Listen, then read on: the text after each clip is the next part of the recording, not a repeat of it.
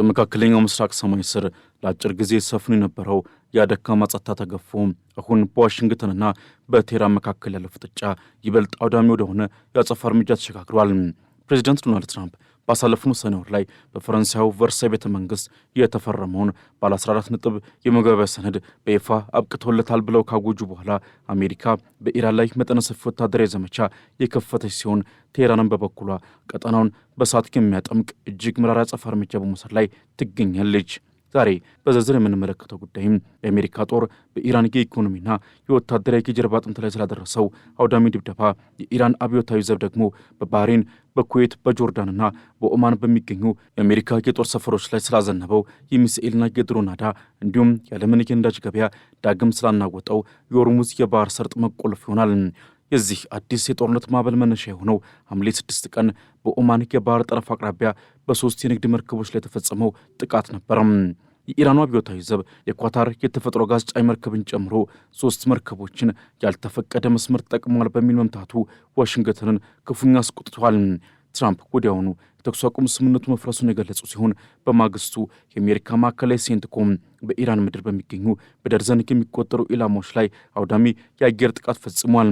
የአሜሪካ ጦር ጀቶች፣ ክሩዝ ሚሳኤሎችና እንዲሁም በታሪክ ለመጀመሪያ ጊዜ ባላንድ አቅጣጫ የባህር ላይ ጥቃት ድሮኖች ተጠቅመው የኢራንን የአየር መከላከያ ስርዓቶች፣ የባህር ዳርቻ የራዳር ጣቢያዎችን፣ የሚሳኤልና የድሮን ማከማቻዎችን አመድ አድርገዋል።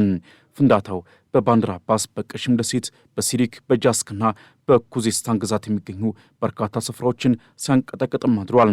በተለይም በማሻር የሚገኝ የእርሻ ውሃ መሳቢያ ጣቢያ በአሜሪካ ሚሳኤል በመመታቱ አንድ የጥበቃ ሰራተኛ ሲገደል 4 ሌሎች ሰዎች መቁሰላቸውን የኢራን ባለሥልጣናት በቁጭት ገልጸዋል። ኢራን ግን ለዚህ ጥቃት የሰጠችው ምላሽ አይን ላይን የሚልና አሜሪካንን ያስደነገጠ ሆኗል።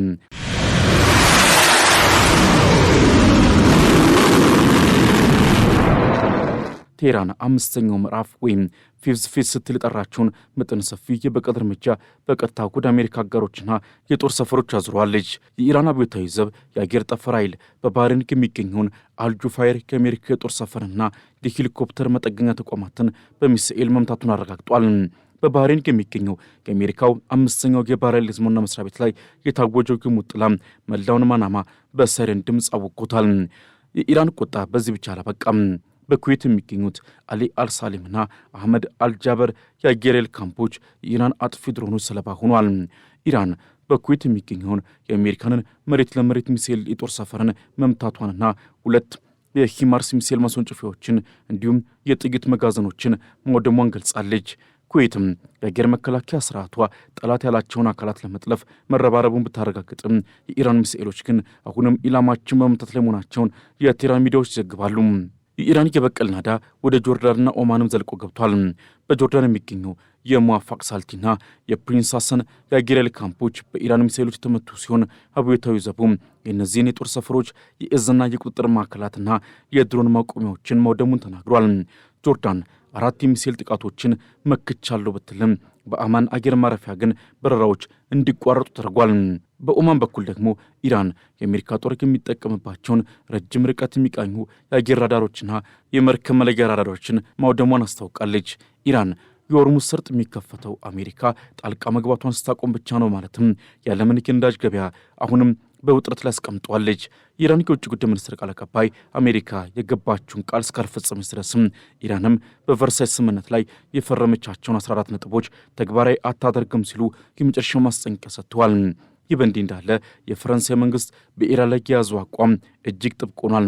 የፈረንሳይ የውጭ ጉዳይ ሚኒስትር ዣን ኖኤል ባሮት ኢራን የኒኩሌር ፕሮግራሟን በይፋ ካላቆመች በስተቀር ምንም አይነት የማዕቀብ ማቅለያ እንደማይሰጥ አስታውቋል።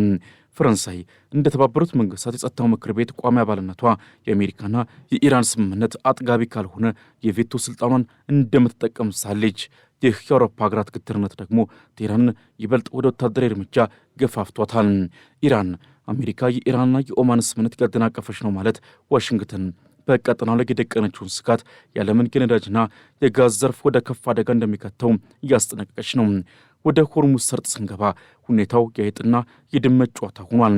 በሰርጡ በኩል ያለው የመርከቦች እንቅስቃሴ በ5 ሳምንታት ውስጥ ዝቅተኛው ደረጃ ላይ ወርዷል።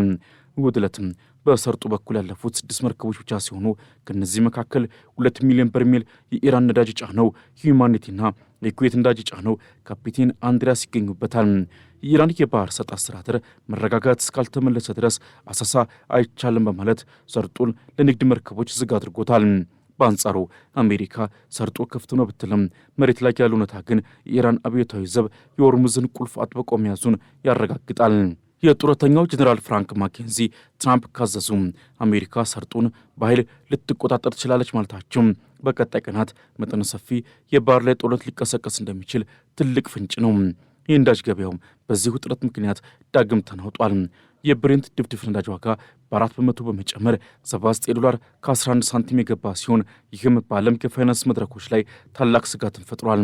የኢኮኖሚ ባለሙያዎች እንደሚሉት የነዳጅ ማጣሪያ አቅም ማነስና የዩክሬን ድሮኖች በሩሲያ ማጣሪያዎች ላይ ያደረሱት ጉዳት ተዳምረው የነዳጅ ዋጋን ወደማይቀመስ ደረጃ ሊሰቅሉት ይችላሉ ተብሎ ተሰግቷል።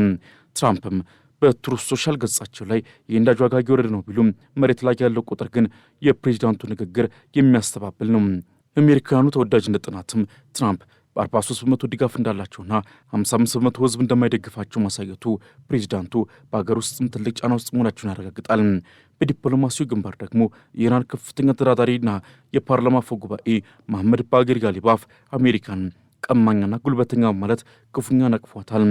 የዛቻና የማስፈራሪያ ዘመን አብቅቷል፣ እኛ በፍጹም አንታጠፍም በማለት ጋሊባፍ በኤክስ ገጻቸው ባሰፈሩት መልእክትም አሜሪካ ለስምምነቱ መፍረስ ቀጥተኛ ጥያቄ መሆኗን ገልጸዋል። የኢራን የውጭ ጉዳይ ሚኒስቴርም ቢሆን አሜሪካ በየቀኑ አዳዲስና የሚጋጩ ቅድመ ሁኔታዎችን በማቅረብ ድርድሩን እያፈረሰችው መሆኑና ባለፉት ወራት የተደረጉ የዲፕሎማሲ ጥረቶች በሙሉ መና መቅረታቸውን ገልጿል። በፓኪስታንና በኳታር በኩል የሚደረገው ጥረትም አሁን ባለው የባሩ ጭስ ምክንያት ተስፋው እየደበዘዘ መጥቷል። የሚገርመው ነገር ጦርነቱ እየተካሄደ ባለበት በዚህ ሰዓትም በኳታር በኩል የታየው የታሪክ ትውስታ ነው። የኳታር አባት ኤሚር ሼክ መሐመድ ቢን ካሊፋ አልታኒ ከዚህ ዓለም በሞት መለየታቸውን ተከትሎ ኢራንና ሐማስ ለፍልስጤም ጉዳይ ያደረጉትን አስተዋጽኦ በክብር እያስታወሱ ይገኛሉ። እንደ አውሮፓውያን አቆጣጠር በ2012 ጋዛን በመጎብኘት የከበባውን ግንብ የሰበሩት ሼክ አህመድ በቴህራን ዘንድ እንደ መርህ ያለው መሪ ይቆጠራሉ። ይህ የያዘን ድባብም በመካከለኛው ምስራቅ ሀገራት መካከል ያለውን ወንድማማችነት ይበልጥ እንዲጠነክር ያደረገው ሲሆን አሜሪካ በቀጠናው የደቀነችውን የእብሪት ፖለቲካ በጋራ ለመመከት አዲስ ወኔ ሰጥቷቸዋል ተብሏል። በተመሳሳይ ሰዓትም ከእስራኤል በኩል የሚሰማው ድምፅ ነገሩን ይበልጥ አባብሶታል። የእስራኤል መከላከያ ሚኒስትር እስራኤል ካትዝ ሀገራቸው ኢራንን ይበልጥ በከፋይ ለመምታት ዝግጁ መሆኗ መግለጻቸው ጦርነቱ ገና ብዙ ደም ሊያፈስ እንደሚችል ትልቅ ምልክት ነው።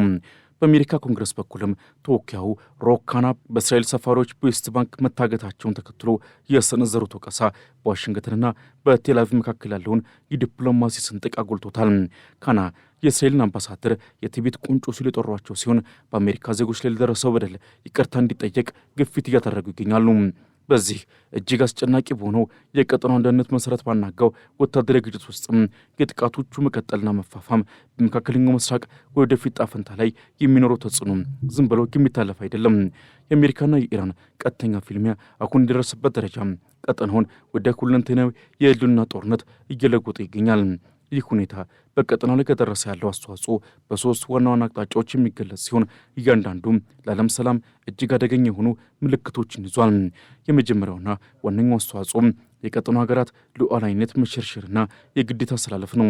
እንደ ኩዌት፣ ባህሬንና ጆርዳን ያሉ ሀገራት ቀደም ሲል በአሜሪካና በኢራን መካከል የሚደረገውን ፍጥጫ በገለልተኝነት አሊያም በመጠነኛ ድጋፍ ለማለፍ ቢሞክሩም አሁን ግን የጦርነቱ ቀጥተኛ ሰለባ ሆኗል። ኢራን በባህሬን የሚገኘውን የአሜሪካንን 5ኛ የባህር ኃይል እዝና በኩዌት የሚገኙ የሚሳኤል የጦር ሰፈሮችን ኢላማ ማድረጓ እነዚህ ሀገራት ከእንግዲህ ሰላማዊ ደሴት ሆኖ መቀጠል እንደማይችሉ አረጋግጧል።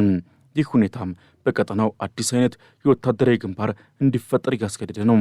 ሀገራቱ ወይ ከኢራን ዛቻ ለመዳን ከአሜሪካ ጋር ያላቸውን ወታደራዊ ውህደት ይበልጥ ያጠነክራሉ፣ ካልሆነም ደግሞ እንደ ኦማን ሁሉ በኢራንና በአሜሪካ ፍላጎት መካከል ተጠምደው የፖለቲካና የኢኮኖሚ ቀውስን ያስተናግዳሉ። የኢራን አምባሳደር ለአውሮፓ ሀገራት የሰጡት ማስጠንቀቂያ የስጋት ከመካከለኛው ምስራቅ አልፎ እስከ ብራሰልስና በርሊን ድረስ የሚዘልቅ መሆኑን ያመላክታል። ሁለተኛውና እጅግ አሳሳቢው ነጥብ ደግሞ የዓለም የኢኮኖሚ ደም ስር የሆነው የሆርሙዝ ሰርጥ ወደ ጦር መሳሪያነት መቀየሩ ነው። የጥቃቶቹ መፈራረቅ የሆርሙዝን የባህር ሰርጥ ከንግድ መስመርነት ወደ ስትራቴጂካዊ መታነቂያነት ቀይሮታል። ኢራንም ያለኔ ፍቃድ ማንም አያልፍም በሚል የያዘችው አቋም የዓለምን የኤነርጂ ገበያ በቁጥጥሯ ስር ለማዋል የወሰነችበት ትልቁ ካርድ ነው። ይህ ለቀጠናው የሚሰጠው አስተዋጽኦ እጅግ መራራ ነው። ምክንያቱም የነዳጅ ዋጋ በናረ ቁጥርና የመርከቦች እንቅስቃሴ በቆመ ቁጥር እንደ ኳታርና ሳውዲ አረቢያ ያሉ የነዳጅ ላኪ ሀገራት የገቢ ምንጫቸው አደጋ ላይ ይወድቃል።